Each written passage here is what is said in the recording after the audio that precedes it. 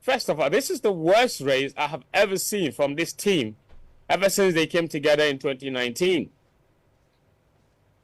This is the worst race in terms of execution. I don't think speed is an issue. I think we all acknowledge that speed is not an issue. They have enough speed in them to actually have won this heat if they got the baton exchanges right. So is it They coaching? did not. Is it coaching there? Because that let them down big time. yeah, so is it coaching? I actually was making reference to that. Is it a case of coaching? The team not having what actually describes as people who are competent to guide the athlete in this regard? I think it's not just a coaching issue. I think it's a lot of different issues. But I think, yes, definitely coaching could be an issue. Because there are certain things that I understand happened in camp that did not necessarily augur well with, and that were evident from all of the training. And listen, like we know that relay camps are important. See, people go to camps for a month. They spend 6 weeks in camp. To be honest, this team, I have to tell you guys this. We've never put them in a relay camp for as long as we did in the lead up to these Olympic Games. Yes, not ideal, but I will hold a bit of respite for the French embassy and all the athletics authorities for what they did. I think this is the longest time our relay team has ever trained ahead of a relay competition. They spent 10 days in Strasbourg and spent 15 days in Paris before their race. That is 25 days non-stop. And only 2 of them competed. The rest of them, all they did was train for relays. And how many, that whole time. How many races did they participate? Husseini, both you as Joe Paul, they had no individual races. So every single day they went to training, that's all they worked on. They just worked on relay exchanges, speed, execution for 25 days non-stop. But there were issues with individual athletes, maybe not getting, there were issues about some of the athletes not being loud enough in their calls, or maybe overrunning the zone and getting too close to the other athletes. So all of these things could have been fixed with coaching. So I agree that coaching is a bit of an issue. And I think that's what they had been working on. Unfortunately, it didn't come together. Then there's also the issue of chemistry, understanding and knowing the team members.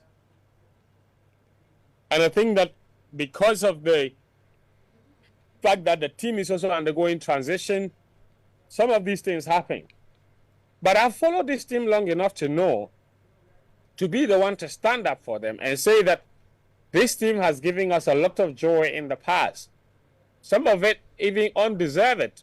Honestly, they've given us more joy than we've invested in them. Like I told you, in the last 5 years, they have been to every single major competition and they have made the final in every single one of them. When they haven't made the final, which was in Birmingham, it's because administrative errors cost them. People who are supposed to do their job didn't do their job.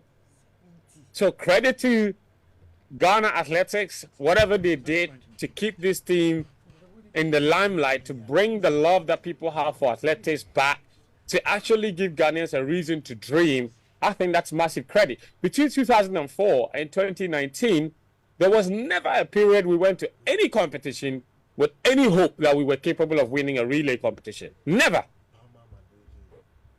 That is a long time. It's a 17-year period where Ghana had not been in the limelight or been considered threats in any competition whatsoever. The last time we were a serious threat in relays was back in 2003 at the African Games in Abuja. After that, we took a massive decline. These boys have made us dream again. Yeah. And what I'm just going to say is that mistakes happen. We saw Jamaica did not qualify. We have the fastest man. They had another man in the final. No qualification.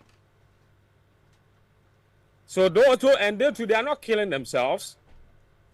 They've accepted it. For the first time in 20 years, Jamaica did not make an Olympic final in the relays. It's not that it is good, but it just tells you that mistakes happen. And I'm saying for this team, this is the first time in the last 5 years that they have failed to make a major final in any major competition. And for that reason, I think for all of the joy and the consistency they've had in the past, they deserve a mistake or two. They deserve respite, they deserve encouragement, they deserve our respect. They've worked hard to be here. Every single member of that team wanted this more than anybody else.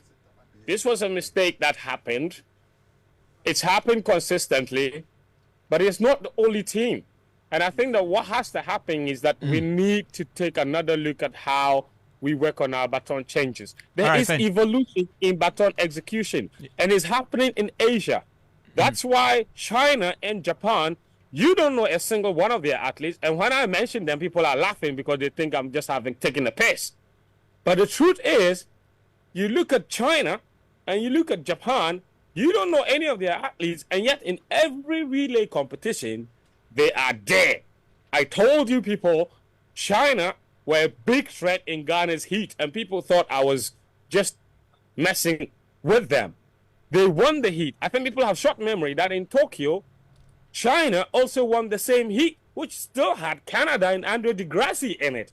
Yeah, they don't care. Yeah, China are medalists from Tokyo 2020. Yeah. They won the medal. People forget that. They got a bronze medal in Tokyo. That's true. They won a bronze medal.